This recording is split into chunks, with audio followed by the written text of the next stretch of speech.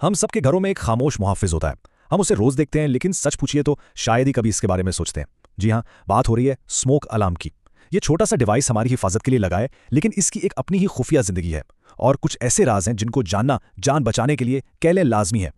तो हम इन डिवाइसेस पर अपनी जान का भरोसा करते हैं, है ना? लेकिन जरा सोचिए, क्या हो अगर ये खामोश मुहाफिज, ये गार्डियन एंजल खुद ही सो रहा हो? ये एक बहुत अहम सवाल है और इसका जवाब जानना हमारी हिफाजत के लिए बहुत ज़रूरी है। देखिए, स्मोक अलार्म सिर्फ एक ऐसी चीज़ नहीं है कि चलो बैटरी बदल दिया और काम खत्म। नहीं, ये ज़िंदगी बचाने वाला एक बहुत ही अहम आला है और इसे संजीदगी से लेना कह सकते हैं कि बहुत ज़रूरी है। आमतौर पर लोग सोचते हैं कि आग में खतरा शोलों से होता है, लेकिन असल और सबसे बड़ा खतरा धुएं से है। नेशनल फायर सेफ्टी कोड बताता है कि रात के वक्त लगने वाली आग सबसे ज्यादा खतरनाक होती है। क्यों? क्योंकि सोते हुए लोग जहरीले धुएं का शिकार हो जाते हैं और उन्हें पता भी नहीं चलता। इसीलिए वक्त पर वार्निंग मिलना ये लफ्जी तौर पर जिंदगी और मौत का मामला बन जाता है। तो सवाल यह है कि ये सारे उसूल आते कहाँ से हैं? इसके पीछे है NFPA 72। ये एक कोड है जिसे फायर सेफ्टी के माहिरीन ने बनाया है। अब इसे कोई मुश्किल पेचीदा मैनुअल मत समझिएगा, बल्कि ये तो जिंदगी बचाने के लिए एक गाइड बुक है, बका के उसूलों की किताब। ये कोड खुद कहता है कि इसका मकसद फायर अलार्म सिस्टम्स की परफॉर्मेंस और रिलायबिलिटी को डिफाइन करना है। सादा लफ्जों में इसका काम सिर्फ उसूल बनाना नहीं है। इसका असल मकसद ये यकीनी बनाना है कि ये अलार्म ऐन जरूरत के वक्त बिल्कुल सही काम करें, काबिल एतमाद हों। तो यहाँ सबसे अहम बात क्या है? वो ये कि आगे हम जिन भी उसूलों पर बात करेंगे ना, उन सब का एक ही मकसद है, लोगों को महफूज रखना। ये सिर्फ इमारत या सामान बचाने की बात नहीं है, ये जाने बचाने की बात है, लाइफ सेफ्टी। अच्छा, अब आते हैं इस बात पर जो शायद बहुत से लोगों को नहीं पता।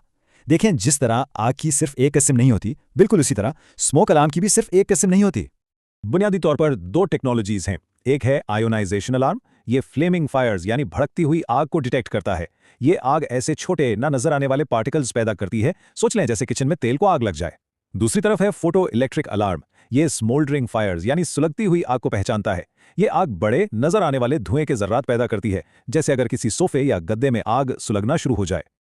और इसीलिए माहिरीन कहते हैं कि क्योंकि हम ये तो पेशगोई नहीं कर सकते ना कि किस किस्म की आग लगेगी, इसलिए सबसे बेहतरीन हिफाजत यही है कि घर में दोनों टेक्नोलॉजीज मौजूद हों। इसका हल या तो डुअल सेंसर अलार्म है, जिसमें दोनों सेंसर्स होते हैं, या फिर दोनों किस्म के अलार्म अलग अलग लगवाए जाएं। चलें, ये तो वाजे हो गया कि कौन सा अलार्म लगाना है, मगर अब अगला बड़ा सवाल ये है कि इसे कहाँ लगाना है। आइए देखते हैं कि सेफ्टी कोड इस बारे में क्या कहता है। फायर कोड के मुताबिक 3 जगह ऐसी हैं जहां स्मोक अलार्म का होना लाजमी है, बिल्कुल नॉन नेगोशिएबल। पहला, हर बेडरूम के अंदर। दूसरा, हर सोने की जगह के बिल्कुल बाहर। और तीसरा, घर की हर मंजिल पर, तहखाने समेत। अब ये सुनकर शायद थोड़ी हैरानी हो, एक मामूली से 3 बेडरूम वाले घर में भी कोड पर पूरी तरह अमल करने के लिए 9 से 10 स्मोक डिटेक्टर्स लग सकते हैं। जी हाँ, 10। इससे अंदाजा होता है कि शायद हमारे ज्यादातर घरों में अलार्म की तादाद खतरनाक हद तक कम है। और इसकी एक बहुत सादा सी अमली वजह है। एक घर के मालिक ने ऑनलाइन शेयर किया कि एक कमरे में धुआं अक्सर दरवाजे के ऊपर फंस जाता है और फौरन दूसरे कमरे में नहीं जाता।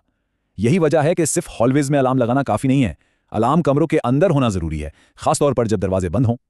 चलिए अब बात करते हैं देखभाल के सबसे अहम और शायद सबसे ज्यादा नजरअंदाज किए जाने वाले पहलू की। ये एक ऐसी मालूमात है जो सच में जान बचा सकती है। हर स्मोक अलार्म की एक एक्सपायरी डेट होती है और वो है 10 साल। बस 10 साल के बाद इनके सेंसेस इतने काबिले एतमाद नहीं रहते, इन्हें तब्दील करना, रिप्लेस करना इंतहाई जरूरी हो जाता है। तो यहां एक लम्हा रुक कर सोचना चाहिए, घर में लगे अलार्म पर मैन्युफैक्चरिंग डेट आखिरी बार कब चेक की थी? बेहतर है कि अलार्म को उतार कर उसके पीछे लिखी तारीख देखी जाए। अगर उसे 10 साल से ज्यादा हो चुके हैं तो उसे फौरन बदलना जरूरी है। लेकिन खुशी की बात यह है कि टेक्नोलॉजी ने इनमें से काफी मसाइल का हल निकाल लिया है। आजकल के जो मॉडर्न स्मार्ट अलार्म है ना, वो ना सिर्फ पुरानी परेशानियों को दूर करते हैं, बल्कि हिफाजत को एक बिल्कुल नए लेवल पर ले जाते हैं। सबसे आम मसला क्या होता है? रात के 2 बजे वो चुप चुप की आवाज।